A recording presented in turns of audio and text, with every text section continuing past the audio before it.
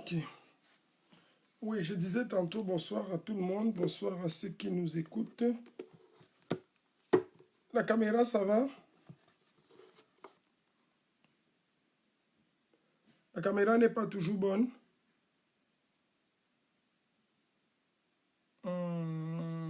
Retourne. Il faut retourner la caméra. Ok.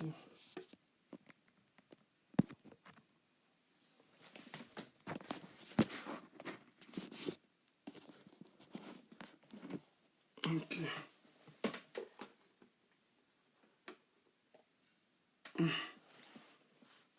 Ouais, je crois que ça devrait aller comme ça. Donc, on va se servir de ça, de ce qu'on a sous la main maintenant là, comme élément, pour lancer notre direct. Je crois que ça devrait aller comme ça. Ouais, ça va aller. Bonsoir à tout le monde, bonsoir à tous ceux qui nous écoutent, tous ceux qui sont là, qui nous suivent depuis un bon bout. Nous passons des moments assez délicats comme ça de notre révolution. Et cela va sans dire que nous sommes à une phase assez délicate. D'accord. Donc, c'est cool. Je crois que ça va aller comme ça. Bonsoir à tout le monde. Bonsoir à tous ceux qui nous écoutent. Bonsoir à tous les résistants. Bonsoir à tous les révolutionnaires. Nous sommes comme ça à un moment assez difficile, un tournant vif de notre combat. Le combat que nous menons est un combat difficile. Je veux déjà comme ça saluer tous les auditeurs, tous les résistants, tout le peuple de la résistance, tous les responsables, tous ceux qui se sont peignés, tous ceux qui depuis plus d'1 an œuvrent pour cette entreprise ô combien douloureuse, tous ceux qui depuis plus d'1 an offrent avec nous dans ce combat ô combien difficile, titanesque même j'ai envie de dire. Renverser une dictature vieille de plus de 30 ans n'est pas une chose facile. Renverser une dictature vieille de plus de 30 ans, c'est quelque chose d'assez délicat. Nous œuvrons et nous connaissons chaque jour des soubresauts et des moments très très très durs. Nous avons mené beaucoup de batailles. Nous avons gagné beaucoup de batailles. Aujourd'hui, le tyran est plus que jamais fragilisé. Nous ne devons pas l'oublier. Peut-être nos trop grands et trop beaux succès nous ont conduits à négliger beaucoup d'aspects. Peut-être nous sommes arrivés à un moment où nous sommes épuisés. 1 an, c'est quand même assez. 1 an de lutte, c'est beaucoup. Ce sont peut-être ces éléments qui ont fait que, de manière indirecte, nous ayons baissé un tout petit peu la garde. Peut-être auréolés de nos exploits, nous nous sommes dit, la bataille est terminée. Peut-être même que la libération du président élu nous a un peu fait somnoler. Peut-être même que notre grand succès, notre prestige allant avec, notre reconnaissance se manifestant, nous a fait un peu dormir, un peu baisser la garde. Peut-être ce sont toutes ces choses qui nous ont donné et qui nous ont placés dans une position de sommeil latent, de sommeil manifeste. C'est pour ça, et c'est fort de cela, que nous pouvons et nous devons nous rendre à l'évidence que toutes les batailles ne sont pas les mêmes. Chaque bataille demande une préparation spécifique. Chaque bataille requiert une stratégie propre à elle, qui dépend de l'ennemi que nous avons en face, de la méthode qu'il a employée, du lieu où nous allons batailler. Une bataille livrée sur un sol rocailleux ne sera jamais la même qu'une bataille livrée dans les marais. Nous devons le reconnaître ici et aujourd'hui. Une bataille livrée de jour en plein midi ne sera jamais la même qu'une bataille livrée en plein minuit. Chaque bataille est propre à elle. Et c'est très important. C'est très important pour nous de le savoir. Vous savez, il est important pour nous de tirer beaucoup de leçons de tout ce que nous avons fait. Et c'est ce qui nous manque toujours. Et nous devons en endosser et assumer la responsabilité. Le bilan de la bataille de Lyon est l'un des bilans les plus lourds. Jamais dans l'histoire de la diaspora camerounaise, jamais dans l'histoire de la lutte de la diaspora contre le tyran Biya, nous n'avons pris aussi et autant de coups que nous avons pris à Lyon. C'est l'occasion pour nous de nous interroger. Et c'est l'occasion plus que jamais pour nous de faire un bilan de mi-parcours.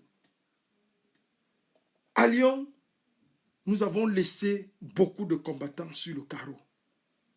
À Lyon, nous avons encaissé des pertes énormes. C'est le moment de nous retourner et de nous interroger.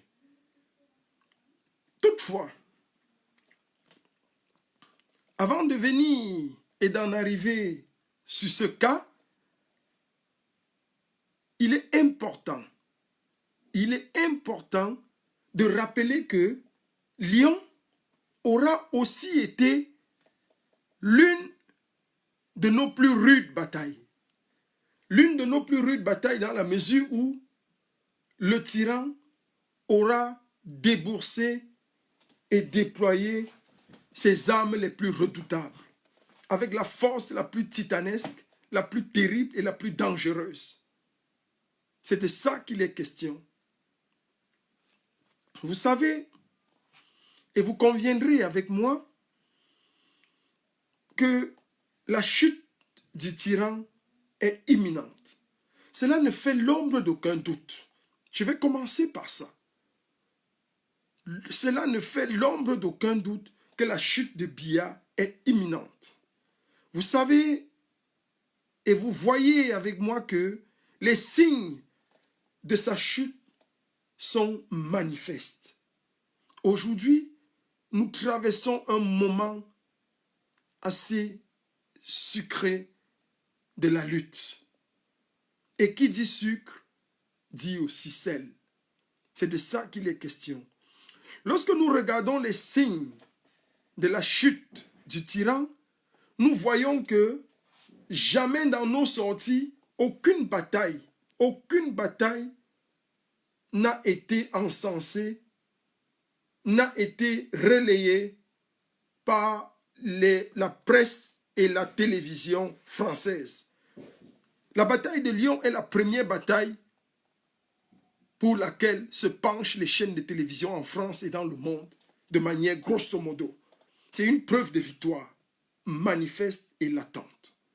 Oui, à Lyon, nous avons attiré les regards du monde entier. Nous avons donné une raclée manifeste au tyran. Nous avons humilié le tyran à Lyon. À Lyon, nous avons déshabillé d'une manière ou d'une autre le tyran. J'ai envie de rire quand je vois des Camerounais qui disent le tyran est rentré et vous dites que vous avez eu des victoires. Le but n'est pas de capturer ce tyran. Ce n'était pas le but. Si on le capturait, oui, ça aurait été une très bonne chose. Mais le but était de montrer aux yeux du monde entier qu'il est illégitime, qu'il n'a pas sa place et qu'il est un président usurpateur. Que le peuple camerounais tout entier ne l'aime plus, ne l'aime pas, parce que nous ne l'avons d'ailleurs jamais aimé. Nous lui avons tout donné parce qu'on n'avait pas une alternative. Si vous voulez mesurer l'amour de quelqu'un avec vous ou envers vous, donnez la possibilité à la personne d'aimer plusieurs personnes et voyez si la personne choisit de vous aimer. La fille qui vous aime parce que personne d'autre ne l'a jamais draguée, interrogez-vous. Le jour où quelqu'un va lui offrir une rose, elle va vous quitter. Mais celle qui tous les jours est côtoyée, mais qui néanmoins choisit de vous aimer et de rester avec vous, c'est à ça qu'on mesure l'amour, lorsqu'on a plusieurs variantes. Les Camerounais ont longtemps, pendant 37 ans, on n'a pas eu le choix. On n'avait que ce tyran et on a fait avec. Qu'est-ce que tu veux que je fasse? On a fait comme nos parents dans leur mariage ancien. Je n'ai pas le choix, je suis là, j'ai déjà fait les enfants. Nous sommes restés avec ce tyran. Mais aujourd'hui que nous avons une alternative, nos yeux ont vu ce qu'un autre peut nous apporter, ce que le président élu nous a apporté. Son Excellence Maurice Kamto. Alors, nous avons opté pour le second choix. Le choix de l'homme providentiel. Le choix de celui qui nous garantit qu'il prendra mieux soin de nous. Nous avons choisi, nous, Camerounais, de convoler en juste noces avec Maurice Kamto. Et ce choix a été scellé dans une alliance le 7 octobre. C'est pour ça que nous sommes allés à Lyon. Nous sommes allés à Lyon dire au monde entier que Biya a trafiqué l'acte de mariage. Biya n'est plus marié avec les Camerounais. Nous ne le reconnaissons plus. Nous n'avons rien signé avec lui. C'est un usurpateur. Nous attendions à la mairie le 7 octobre. Et nous avons choisi le 7 octobre son Excellence Maurice Kamto. Il est hors de question qu'on nous ramène un acte le 22 avec le nom de Biya dessus. Alors que nous avons divorcé littéralement avec lui. C'est de ça qu'il est question. C'est pour ça que nous sommes allés à Lyon. Et nous savons que le parrain de ce mariage depuis des années est la France. La France a parrainé et parraine toujours les mariages du Cameroun. Alors nous voulions dire aux parrains que le marié que nous avons actuellement n'est pas celui que nous avons choisi le 7 octobre. Le 7 octobre, nous avons choisi dans la globalité et dans son entièreté son Excellence Maurice Kamto. Mais Biya, dans la force de son usurpation, avec la force de l'expérience du vol, la force de l'expérience de la corruption, la force de l'expérience du mensonge, la force de l'expérience de la duperie, la force de l'expérience de l'anarchie, la force de l'expérience de la tromperie, la force de l'expérience de l'escroquerie, la force de l'expérience du banditisme, la force de l'expérience du vol a trafiqué notre acte de mariage et nous a servi, oui, lui-même comme étant l'époux que nous avions choisi. C'est ça que nous sommes allés à Lyon dénoncer. Et c'est ça qui nous a souri à Lyon. Et vous pouvez contester quelque chose. On vous laisse tranquille. Mais le jour où vous allez contester devant qui de droit, il faut le reconnaître. La bataille de Genève était rude, mais elle n'était pas comme celle de Lyon. À Lyon, nous avons décidé d'aller contester l'usurpation de Biya devant son père spirituel. Oui, devant son père spirituel qui est Macron, un autre voleur. Et c'est pour ça que Biya est entré dans sa furie totale. Son père et lui ont décidé de nous neutraliser de toutes les manières. C'est pour ça que nous devons à chaque fois savoir resserrer les coudes et tirer les leçons. Nous engager pour chaque bataille. C'est très important. Il est vie telle que nous la vivons ne peut pas être vécue toujours comme nous la pensons. Et accepter le fait que nous devons tirer toujours et à chaque fois les leçons. Nous avons également des signes à l'international qui ont fait et qui nous ont montré un régime brutal, un régime énervé. Biya est plus que jamais courroucé. Oui, nous avons vu Biya dans ses retranchements les plus cocasses. Voir la garde rapprochée de Biya, prendre le pied d'une Amazone, casser comme ça, recasser comme ça et casser définitivement, ça c'est des signes inhumains. C'est des signes qui montrent la déchéance d'un tyran. Vous savez, lorsque vous avez blessé un lion et qu'il a encore le souffle de vie et qu'il a... Alors, il peut vous broyer totalement. Il peut vous briser et il veut faire quelque chose de brutal. C'est de ça qu'il a été question à Lyon, devant toutes les caméras du monde entier. Nous avons assisté à une police française complice d'une dictature vieille de plus de 40 ans. Nous avons assisté à une police française, à un gouvernement français. Je peux comprendre le désarroi des Français. Macron est un tyran dangereux, comme Biya. Mais Biya est le maître de tous les tyrans. Je peux comprendre pourquoi les gilets jaunes sont sortis pendant longtemps. Macron ce petit-là est dangereux. J'ai vu comment il a dressé la police française contre nous. Comment la police française gifle un manifestant. Comment la garde rapprochée du tyran gifle un manifestant devant la police française. Elle ne fait rien. Sous d'autres cieux, il serait immédiatement en état d'arrestation pour coups et blessures devant les forces de l'ordre. Ça, c'est quand même un affront.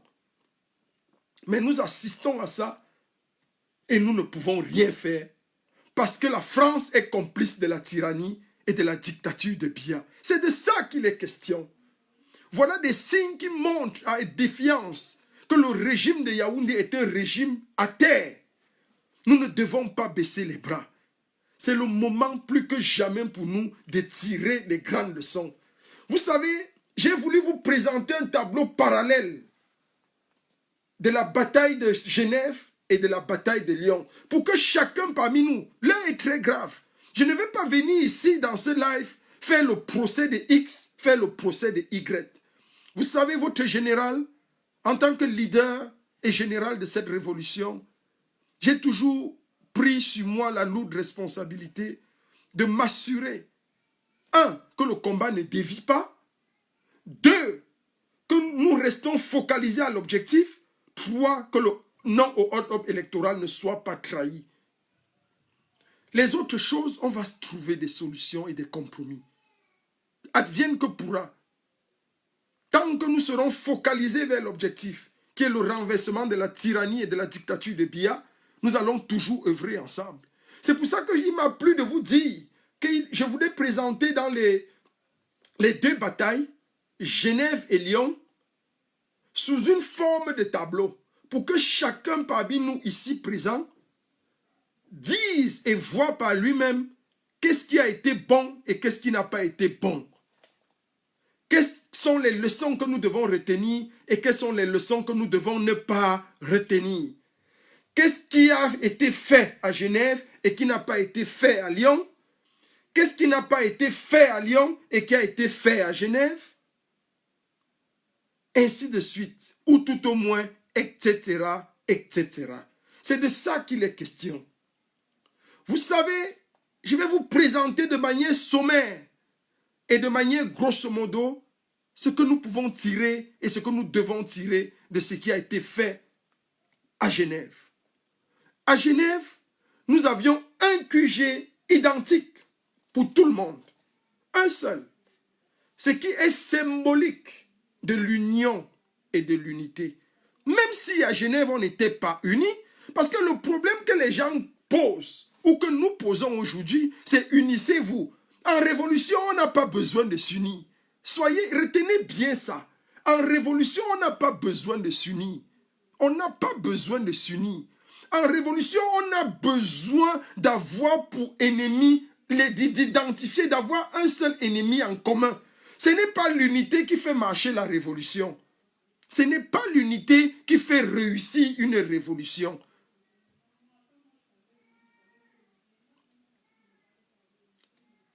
Nouma, c'est qui? Nouma qui est dans le live, si on me dit de le bloquer.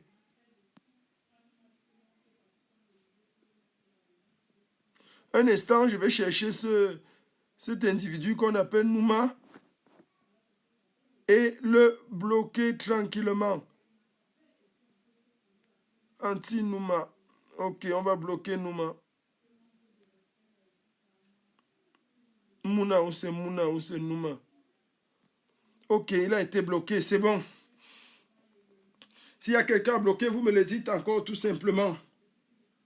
Donc, En révolution, je le disais tantôt, et si bien, on n'a pas besoin d'être unis pour mener à bien une révolution. On a besoin d'avoir un objectif commun. Et dans toute stratégie, on a besoin, en secondo, de travailler ensemble. L'union n'est pas la fonction ou l'élément sine qua non qui fait gagner une révolution. C'est de ça qu'il est question. Quels sont ceux qui envoient les têtes de mort beaucoup là? Identifiez-moi celui qui envoie les têtes de mort là. On va le bloquer. Leur but, c'est la stratégie qui fait réussir une bataille et qui fait gagner une révolution. C'est la stratégie que nous avons.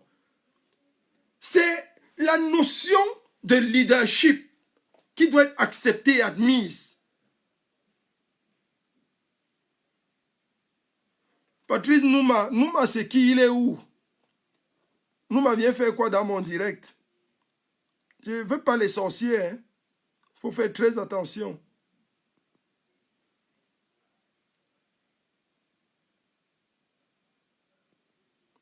Donc j'étais en train de le dire, c'est la stratégie qui fait marcher une révolution, ce n'est pas l'unité. Qu'on ne soit pas stupide, qu'on ne nous embrouille pas avec les concepts bêtes. On ne peut pas, même avec votre femme que vous avez à la maison, vous n'êtes pas toujours unis. Mais le mariage marche. Le mariage marche parce que l'épouse a accepté, c'est-à-dire la notion, elle a accepté que voici toi l'homme, tu es l'homme et que tu remplis bien ta fonction. Le mariage marche parce que tu rationnes, parce que tu donnes un toit à tes enfants, de la sécurité à ton épouse, et c'est tout. Et de l'affection. Le mariage ne marche pas parce qu'on est unis. On aura toujours des points de vue divergents. Mais il y a des choses qui sont au-dessus de l'unité. L'unité, c'est zéro. L'unité, c'est rien. Il y a des unités factuelles et facticides qui sont même trompeuses à la limite. Donc, tapons pas sur la liberté. Notre problème n'a pas été parce qu'il n'y a pas d'union. Il n'y aura jamais d'union. On n'est pas là pour l'union. On n'est pas là pour l'union. On est là pour renverser le tyran. Et on est là pour renverser le tyran dans une stratégie commune. Quand on est allé à Berlin, on n'était pas unis. Mais il y avait le respect et du leadership.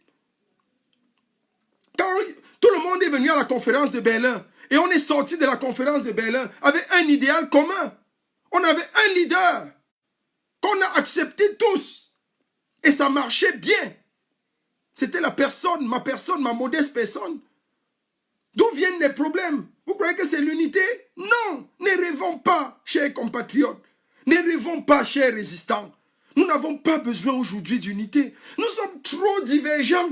Nous sommes trop différents. Nous sommes trop divergents pour appeler à l'unité aujourd'hui. Même avec votre femme à la maison, votre petite amie, vous ne parlez pas le langage de l'unité. Mais vous avancez dans les projets communs. Parce que chacun fait sa part. On a besoin simplement de définir les rôles. D'accepter que celui-ci est prêt et compétent pour telle chose. Quand celui-ci prend tel couloir, ça marche bien. Je vais citer quelqu'un qui, dans cette révolution, n'a ménagé aucun effort. Malgré toute la divergence qu'elle peut apporter, nous devons être capables de reconnaître la force de Salomon Tchapchet, par exemple. C'est pas que je l'aime beaucoup. J'ai eu des frictions avec elle, comme avec tout le monde. Mais cette femme est d'un degré de compétence à nul autre pareil pour rassembler, pour créer les groupes. Lorsqu'il y a un problème, tac, tac, tac, Salomon Tchapchet, la générale Tchapchet, elle a une facilité de faire tac, tac, tac, tac, tac, elle remet sur pied. Quand elle met sur pied un QG, ce n'est pas le bub-bub. Tout marche bien. Parce qu'elle prend tout sur ses épaules. Et c'est important. Genève a été un succès en grande partie grâce à elle. Elle est allée au QG longtemps avant. Elle a préparé les gens.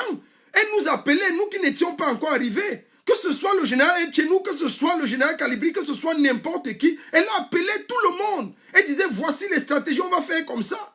On a tenu à Genève la réunion préparatoire pour dire de quelle stratégie nous devions utiliser pour lancer l'assaut. Et cela a marché.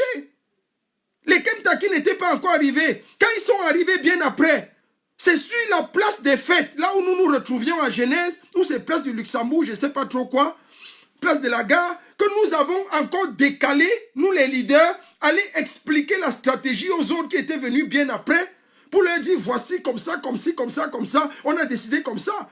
Et c'est là-bas sur place qu'on a même eu décidé encore d'avoir une stimulation pour embrouiller la police avant de lancer l'assaut. De faire comme s'il y avait une bagarre entre nous, pendant que la police devait se verser pour vouloir séparer la bagarre. Allez, bam! Le gros du problème devait lancer l'assaut. Et c'est de ça qu'il est question. On n'a pas besoin d'être unis. On a besoin simplement de recadrer chacun. Que chacun prenne sa place. Il faut arrêter d'encenser les gens inutilement. Il faut arrêter de dire aux gens ce qui leur plaît au cœur et qui ne marche pas toujours dans le combat.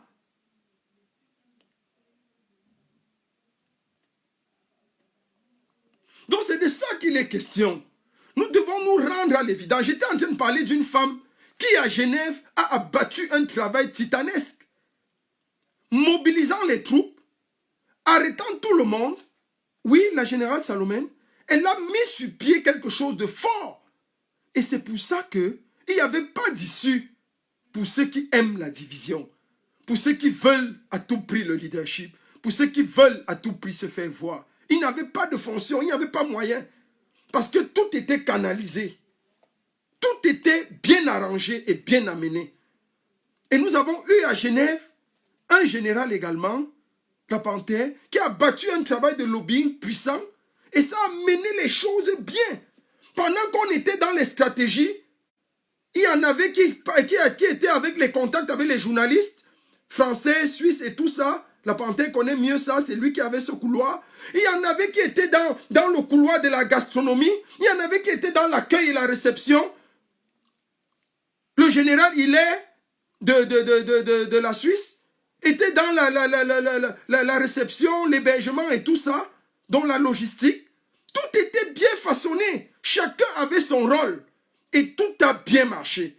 Je veux qu'à partir du tableau de Genève, que vous-même vous preniez le tableau de Genève, vous balancez dans le tableau de Lyon, et vous comprenez sans que je n'ai besoin de le dire, parce que si ça sort de ma bouche, ça sent très mauvais, sans que je n'ai besoin de le dire, que vous compreniez et que vous regardiez avec moi quels ont été les manquements de Lyon et pourquoi nous avons manqué à ça. Jamais dans une bataille, je le dis bien, jamais dans une bataille, on a encaissé autant de pertes. Autant de pertes, autant de dégâts. Jamais dans notre histoire. J'ai compris pour ma part et ma modeste personne en tant que général de la Révolution que Lyon devait être la bataille de tous les dangers parce que pour la première fois de l'histoire de la diaspora révolutionnaire, lorsque nous sommes appelés à sortir pour une bataille, les Sardinats manifestent la veille avec les tenues du RDPC, comme mon ami, que je ne vais pas citer ici, appelle toujours le RDPC. Avec les tenues du RDPC, nous avons vu les Sardinats à l'œuvre en train de jubiler et manifester. Quand j'ai vu cette image, j'ai dit, oh, Nougat, oh, Lyon va être chaud. J'ai compris que quelque chose était fort. Mais ce que nous demandons justement, c'est un peu d'esprit de clarté, un peu de bon sens. Parce que toute personne un peu réfléchie, qui avait vu déjà cette image-là, qui avait vu déjà ce signe, ce spectre se profiler à l'horizon, devait comprendre que Lyon, ce n'était pas pour s'amuser. Lyon, d'entrée de jeu, avait donné le ton. À Lyon, le ton était donné. La bataille va être rude. Préparez-vous. On devait à Lyon, en entrant à Lyon, préparer la guerre. C'est de ça qu'il était question. Et c'est ça que nous n'avons pas vu. C'est ça que nous n'avons pas vu. À doubler de tous ces événements, la bataille de Lyon est l'une des rares batailles qui, se passant sur le sol à l'Occident, à l'étranger, déclenche un corollaire sur le plan national. Ça, c'est encore très grave. C'est-à-dire, pendant que nous sommes en train de mener une bataille à Lyon, pendant que nous nous apprêtons à aller affronter le tyran à Lyon, Nous avons les répercussions sur le plan international, sur le plan national, directement, alors que nous ne sommes pas encore entrés dans Lyon. Une certaine clique et frange de la population, orchestrée par le régime titanique et titanesque et tyrannique de Biya, va se saisir d'une communauté camerounaise pour déclencher, comme vous allez chasser notre tyran, nous on va aussi chasser vos gens ici. C'est terrible, Biya, que tu as réussi à vouloir nous diviser. Mais tu ne peux pas. Il ne s'agit aucunement, les événements de Samilima, je vais le dire ici, ne sont pas des événements qui veulent et qui font croire ce que le RDPC veut nous faire croire. Non. Les franges de la communauté camerounaise, il y a des scissions, il y a des divisions. Mais quitte à aller lever les armes et lever l'embuscade pour dire que nous atteignons le cap et le spectre d'un génocide, non, je ne le crois pas. C'est toujours les conséquences de la chute d'un régime tyrannique qui, au lieu de tomber normalement, veut utiliser avec lui dans sa fosse une frange de la population, une partie de la population. Biya est responsable de tous ces événements, qu'on le veuille ou pas. Si vous êtes trop fâché contre moi, comme le dit le vieil adage camerounais, sautez et calez en l'air. Parce que ce que je dis, je le crois, est très vrai. Biya est le problème à Samilima. Il n'y a aucun problème. En fait, c'est une utilisation du système Biya pour diviser, pour amplifier le problème, afin que le Cameroun plonge dans le spectre d'une guerre qu'on ne comprend plus, pour que son pouvoir, d'une manière ou d'une autre, s'éternise. Biya, tu as menti. Biya, tu as menti. Tes heures et tes jours sont désormais comptés. Tu es allé à Paris, tu es venu à Lyon négocier les portes d'une sortie honorable. Je le dis parce que je le sais et je le tiens de la haute diplomatie allemande. N'eût été la force et le pouvoir des Allemands et des Américains, le président élu serait encore en prison aujourd'hui. Mais quelque chose de fort s'est passé. Quelque chose de puissant s'est passé. Dans tous les cas, soyons rassurés, frères combattants, la victoire est certaine et proche. Les choses ne seront plus jamais comme avant. Biya, le dictateur, le tyran, est en train de négocier sa sortie. Mais nous ne sommes pas là pour ça. Nous sommes là pour le tacler, pour le chasser, pour l'humilier, pour l'arrêter, le faire fouetter et voir sa condamnation. Quelqu'un du régime m'appelait aujourd'hui pour me dire: tu seras condamné quel que soit le régime qui vient parce que tu as déchiré les diplômes de l'ambassadeur, tu as fait ceci dans l'ambassade, en tenue militaire, tu t'es assis. Je lui ai dit: tu as encore la maladie d'Alzheimer de ton gourou. Tu crois que après Biya, ce sera Biya. Mais après Biya, ce sera un régime de démocratie, de paix. Normalement, après le régime tyrannique et titanesque de Biya, tous les révolutionnaires devraient être honorés et décorés pour avoir mis fin à une dictature. Ce combat que nous menons est un combat rigide, dangereux. Nos vies, nous les risquons chaque jour. Combien de fois nous sommes passés à côté de la mort? Oui, combien de fois? Cela m'introduit dans la deuxième partie de ce live que je veux, très très instructive et très dangereuse. Le cas des blessés de guerre. Qu'est-ce qui s'est réellement passé? Qu'est-ce qui s'est réellement passé? Quel est le problème des blessés? Et qu'est-ce que nous devons en faire? Qu'est-ce que nous devons tirer comme solution, comme conséquence? Je vais commencer ici par la blessée la plus grave. Celle qui a la blessure la plus costaud. L'Amazone en chef, Winnie Savannah. Qu'est-ce qui s'est passé? Comment est-ce qu'elle a pu se retrouver seule au milieu des fossoyeurs, des gangsters, de la milice ethnico-tribale de Biya? Comment est-ce possible? Comment cela a été possible qu'elle se retrouva seule au milieu de ces gens?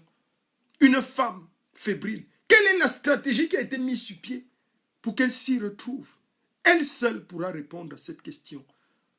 On ne peut pas épiloguer sur cette question alors que nous avons une Amazone en chef couchée dans un lit d'hôpital. Ce que nous devons faire, c'est de compatir maintenant, de lui rendre un vibrant et cinglant hommage, parce que c'est une femme courageuse. C'est une femme qui a la force de la résistance dans son cœur et dans son âme. C'est une femme avec qui j'ai eu le privilège de travailler dans un binôme serré et soudé. C'est une femme que vous pouvez appeler à 3 heures du matin pour la révolution. Elle est toujours disponible. Appelez-la à 5 heures après, elle est toujours disponible. C'est une femme qui porte la révolution dans son cœur. Oui. Elle est blessée, couchée sur un lit d'hôpital. J'ai eu le privilège de la rencontrer avant de quitter Lyon. Ce que fait en temps normal un général. Je suis allé à son chevet. Je l'ai prise dans mes bras et je l'ai rassurée. Je lui ai dit, non seulement on te vengera, mais on ne t'abandonnera pas. Tu es une héroïne. Tu es tombée les armes à la main. Des hommes prenant les pieds d'une femme pour les broyer. Quel homme a le courage? Tu peux gifler amoureusement une femme. Tu peux lui dire 2 mots choquants. Mais prendre les pieds d'une femme, casser, et prononcer des paroles en boulou que des gens ont entendu, que tu ne marcheras plus jamais. Qui est-il? Es-tu Dieu? Pour sceller ou pour imaginer que tu peux sceller le sort d'une femme. C'est toi qui l'avais fait marcher le premier pour décider que tu ne la feras plus jamais marcher. Les gens sont fous. C'est de ça qu'il est question. Winnie Savannah, la révolution tout entière, par mon biais, te rend un vibrant et un cinglant hommage. Tu es une femme courageuse et compétente. Nous allons porter le lourd fardeau et la responsabilité de prendre sur toi, sur nous, ce qu'il faut prendre sur nous. J'aurais appris qu'il y a un souci au niveau du rapatriement. Il faudrait que nous pourvoyions déjà rapidement dans les plus brefs délais, parce que de l'argent a été mis en jeu pour les différentes batailles et argent qui n'a pas été utilisé. Donc nous allons voir comment est-ce que cet argent pourra servir rapidement pour ton rapatriement sur Paris et les premiers soins, c'est-à-dire le premier soutien quant à ce qui concerne ton loyer et les autres charges. Parce que tu es parti pour au moins 6 mois, je crois 1 an, alité, replanté sur ton lit. Et nous devons, et nous avons le devoir et la lourde responsabilité de te soutenir. C'est ça la révolution. Il faut que ça arrête à un moment donné le cinéma pour que prennent place des choses sérieuses. Nous avons également la générale Mado Keraro qui a été atteinte d'un malheur et nous voulons lui rendre ici un vibrant hommage également et reconnaître que c'est des femmes qui sont tombées sur le champ de bataille. Aïcha qui se fait appeler, qui aime qu'on l'appelle, je crois bien, le caporal grillé, elle se fait appeler la caporal grillé, un truc comme ça. Aïcha également a reçu un coup et est très malade. Elle aussi, elle est passée aux urgences à l'hôpital. Je crois qu'elle a reçu un truc au niveau du cou. J'ai vu la vidéo. Et nous voulons ici également lui rendre un vibrant hommage. C'est très intéressant. Nous avons également le brave combattant, Nino. Celui-là même qui a installé le QG chez lui, mais qui malheureusement a été boycotté par plusieurs, je ne sais pas pour quel motif ou pour quelle raison. Néanmoins, nous voulons rendre à Nino un vibrant hommage. N'eût été la force dans les bras de ce garçon, il aurait trépassé. Parce qu'il y avait au moins 10-15 milices de Biya, du tyran, qui l'ont pris d'assaut et ont voulu le fracasser. Ont voulu l'éteindre complètement. Mais le gars était tellement fort qu'il a résisté. Nous avons le général Joko de l'Allemagne qui a été tabassé également par la milice de Biya. Et ça, nous trouvons cela intolérable et inacceptable. Vous avez vu ce garçon rouler gymnastiquement pour éviter d'avoir d'autres coups, d'autres blessures ou bien des blessures fortes. C'est ça aussi la force d'un général. Donc il a fait la roulette. Donc tu roules comme ça pour t'éloigner en même temps d'eux et te retrouver un peu plus rapidement en sécurité. Beaucoup en regardant la vidéo n'ont pas compris de quoi il était question. Mais c'est une astuce lorsqu'on est confronté à des situations difficiles et lorsqu'en face de nous on a plusieurs ennemis. Joko général Djoko, nous te disons courage et félicitations. Nous voulons reconnaître également la bravoure du brave combattant Kodia. Kodia, il y avait Kodia, Nyat, Amba Boys, Gento et une des Twins. Ils étaient dans la même voiture, qui est la voiture des Twins, qui a fait un accident grave. La voiture est irrécupérable. Et je vais rappeler aux uns et aux autres, je vais d'abord saluer la bravoure de ces combattants. Il m'a été dit qu'ils ont dépensé encore leur propre argent pour payer le bus, le train, de là où ils ont fait l'accident jusqu'à chez eux à Bruxelles, avant que chacun ne reparte chez lui. Et quand nous pensons qu'il y a eu de l'argent pour soutenir les combattants, j'ai envie de pleurer. D'abord, eux-mêmes, ceux qui envoient, ils envoient à qui? Il faut qu'on s'arrête un peu le cinéma et qu'on soit sérieux dans ce qu'on fait. C'est très important, s'il vous plaît. Merci encore pour la bravoure de ces combattants. Le général Nyat de Bruxelles, celui-là même qui commande les forces de la révolution à Bruxelles. Nous voulons te dire merci. Merci parce que tu tiens la Belgique d'une main de fer. Advienne que pourra, nous te reconnaissons ce mérite. Oui, c'est toi qui as posé les jalons même de ce combat sur le plan de la forme actuelle que nous voyons. Oui. Gento, Amba Boys, Kodia, nous voulons vous dire merci. Merci pour votre bravoure. Le chauffeur, c'était Gento. Heureusement qu'il a usé d'un stratagème pour que l'accident ne soit pas lourd. Donc beaucoup de choses se sont passées et nous sommes très fiers. Nous voulons saluer la bravoure de Gento. Nous voulons saluer Amba Boys également et nous voulons saluer la Twins qui était également de la partie. Parlant de cet incident, permettez-moi de dire encore, chers combattants, que lorsqu'on fait un accident comme ça et qu'on n'a pas cogné quelqu'un, c'est-à-dire qu'on n'a pas maladresse ou bien parce que le climat, la visibilité n'était pas bonne, il est hors de question de penser que l'assurance prendra tous les dommages et intérêts à 100%. Non. Il y a une partie qui nous revient, tout au moins qui revient à la responsable, la concernée du véhicule, la responsable, la propriétaire du véhicule, qui est la Twins. Et je voudrais ici appeler tous les généraux de cette résistance à nous mobiliser pour pouvoir voir comment est-ce que nous allons faire pour tenir et venir en aide à la Twins. Il est question que nous débarquons au moins une somme sensible ou plus ou moins de 2000 € pour l'aider à compléter, pour acheter sa voiture. C'est très intéressant, c'est très important. Faisons très attention. C'est aussi ça, soutenir les combats tant tombés au front. C'est très important. Nous avons beaucoup de généraux désormais, et gloire à Dieu, dans ce combat et dans cette résistance. Quelqu'un disait ironiquement sur Internet que vous avez plus de généraux que d'hommes de terrain. Non, mais c'est faux. Nous avons plus d'hommes de terrain que de généraux. 10 000 fois plus. Mais je vais appeler ici, je vais lancer un vibrant appel à tous les généraux. Lorsqu'on est général, c'est qu'on a une troupe derrière soi. C'est qu'on a un bataillon derrière soi. C'est très important. Ce titre n'est pas un titre honorifique. Lorsque vous acceptez de porter le galon de général, ça veut dire que vous avez derrière vous une troupe. Donc, j'implore et j'appelle ici tous les généraux de la Révolution à déposer dans une caisse que nous allons créer par la circonstance, uniquement pour soutenir deux cas forts, c'est-à-dire la voiture de la Twins et le rapatriement de Winnie Savannah et son loyer dans les prochains mois. La voiture de la Twins et le soutien d'une part dans le loyer de Winnie Savannah pour les prochains mois, voire son rapatriement.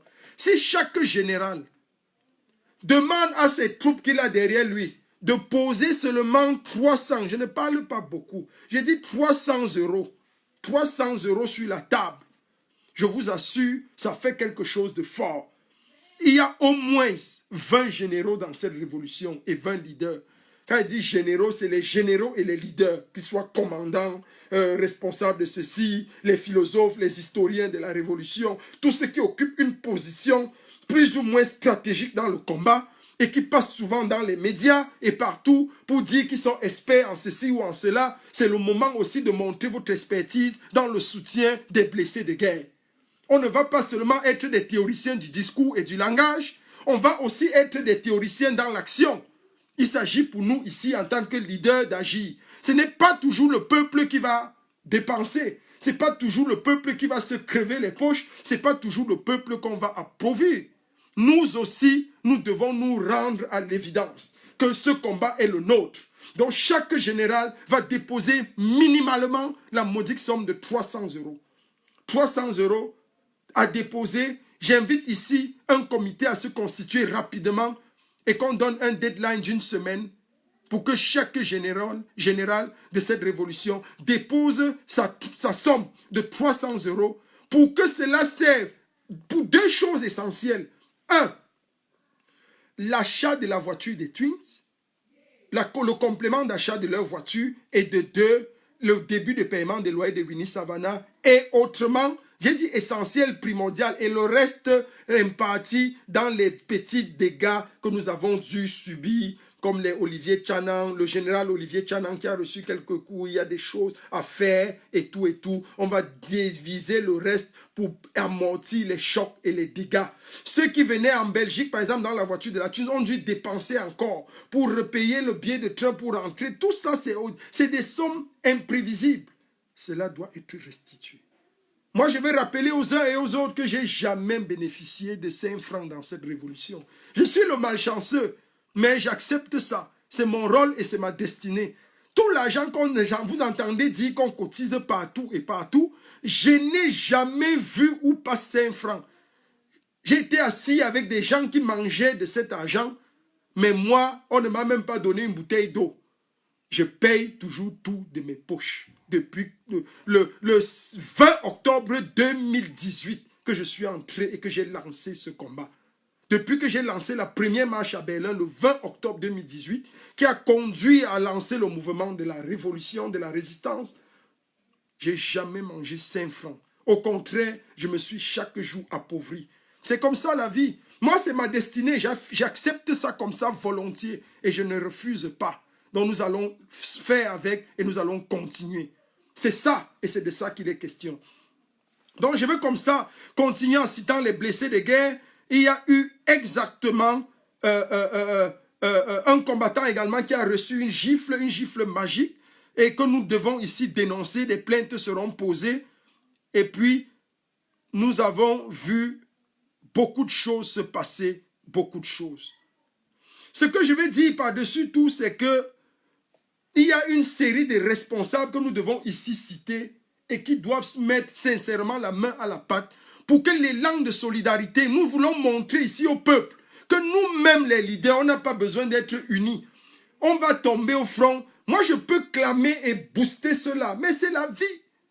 J'aurais pu passer il y a de cela quelques semaines. Je n'ai même pas bénéficié de l'aura dont bénéficie cela. Mais c'est la vie. Moi, je sais prendre sur moi. Je sais accepter que tout le monde ne peut pas avoir la même chance. Et c'est comme ça, c'est les lois de la vie. C'est pour ça que j'enseigne aux gens et aux enfants que j'enseigne. Je dis toujours, quand quelqu'un te dépasse, porte son sac. Parce qu'il y a des gens qui me dépassent, je porte leur sac. Et les gens que je dépasse doivent porter mon sac. C'est les lois de la vie. Je vais citer par ici quelques responsables, quelques exemples de leaders à qui nous interpellons et appelons à mettre rapidement 300 € pour le fonds de soutien aux blessés de guerre dans la bataille de Lyon. C'est un fonds de soutien aux blessés et au réconfort. Un, pour l'achat de la voiture des Twins. Mettre de côté minimalement, je sais ce que c'est perdre sa voiture. Ce n'est pas 2000 € qui va acheter sa voiture. Mais si on lui offre 2000 € en tant que pour la résistance, parce qu'elle a mis sa voiture, elle a garé sa voiture, elle a fait le plein de son propre argent. Alors qu'il y avait l'argent qui a été envoyé pour soutenir les combattants. Mais elle a fait le plein avec sa carte de crédit. J'ai les preuves. Elle a mis sa voiture à la disposition des 4 combattants. Ils étaient 5 dans la voiture. Allons chasser le tyran. Vous voyez un acte comme ça, la voiture en épave. Si on lui donne 2000 € pour la suppliant de prendre, ça va l'aider à compléter pour acheter une autre voiture. Moi-même, je pose sur la table mes 300 €, minimalement. J'appelle ici le président Brice Nietzsche à poser 300 €. Le général Wanto, 300 €. Général Calibri, 300 €. Le combattant Max Seigneur Ivoire, 300 €. La générale Madikom, 300 €. Le général Jacques Chouanan, 300 €. Général Séjour Petit Voyageur, 300 euros. Général Pidjal, 300 euros. Général Salomène, 300 euros. Général Marcel, 300 euros. Général Djoko, 300 euros. Général Valdez, 300 euros. Général Jean-Désiré Kameni, 300 euros. Général Tchanang Olivier, 300 euros. Le commandant des airs, 300 euros. Le fils du planteur, 300 euros. Stéphane Tchombu, 300 euros. J'ai cité ici, ça, la liste n'est pas exhaustive, elle devra être complétée. J'ai cité ici quelques exemples, quelques leaders qui mènent de manière visible cette révolution. Il y a des leaders qui sont dans l'ombre qu'on ne voit pas. Manifestez-vous s'il vous plaît. J'ai cité ceux-là qui sont souvent vus et connus par le peuple. Donc regardez bien. Si chacun de tous ceux-ci, ça fait combien de personnes? 1, 2, 3, 4, 5, 6, 7, 8, 9, 10, 11, 12, 13, 14, 15, 16, 17, 18. Près de 20 personnes, ça fait 6 000 euros. Direct. On n'a pas besoin de mettre un litchi pour déranger le peuple. Nous aussi, en tant que leaders, nous devons prendre sur nous. Nous aussi, en tant que leaders, nous devons porter notre responsabilité. C'est de ça qu'il est question. Donc ça fait 6 000 euros. Là. Qu'on peut débloquer et résoudre un problème ponctuel. C'est à ça que j'appelle chacun de ces leaders à reposer 300 euros dans un fonds qui sera créé incessamment et inévitablement ces jours-ci. Soit par, je ne sais pas quelle commission devra s'occuper de ça, mais on va mettre sur pied quelqu'un qui va assurer le suivi de ce live et mettre sur pied un fonds. Et nous avons un délai de 10 jours. Un délai de 10 jours pour nous exécuter. Si on est général, c'est qu'on porte sur soi une lourde responsabilité. Et l'armée, nos soldats, certains de nos généraux, de nos leaders ont été attaqués. Il s'agit pour nous de réagir. Le fonds de solidarité pour les blessés de guerre de la bataille de Lyon est ouvert. Laissons le peuple souffler, laissons le peuple tranquille. Nous les leaders, portons ça sur nous et montrons au peuple que parfois on peut se passer d'eux. C'est aussi ça le leadership. Le leadership, c'est la capacité de prendre sur soi.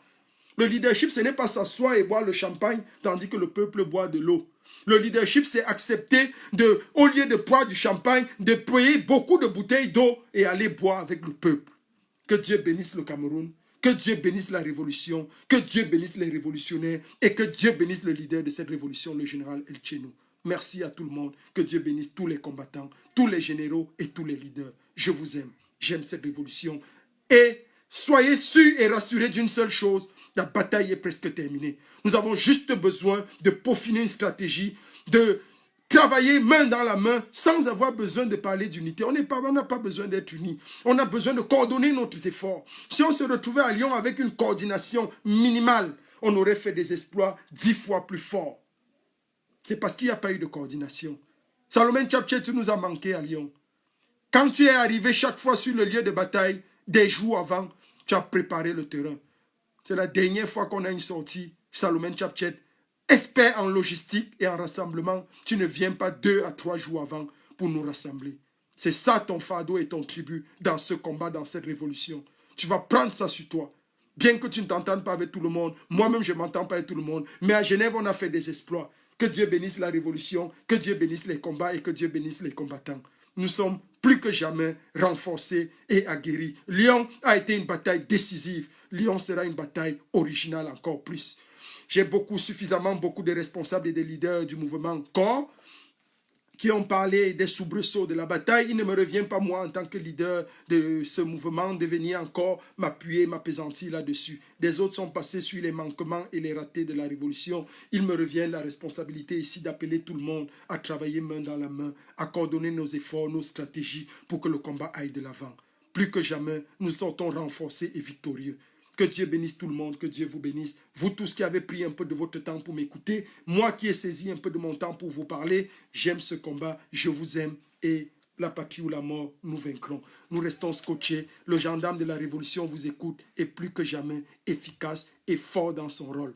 Corps, la victoire ou la mort, nous vaincrons. Nous sommes plus que jamais des choristes.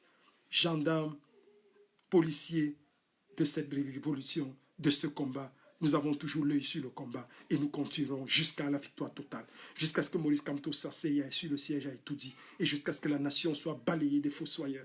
Merci à tout le monde. Que Dieu vous bénisse.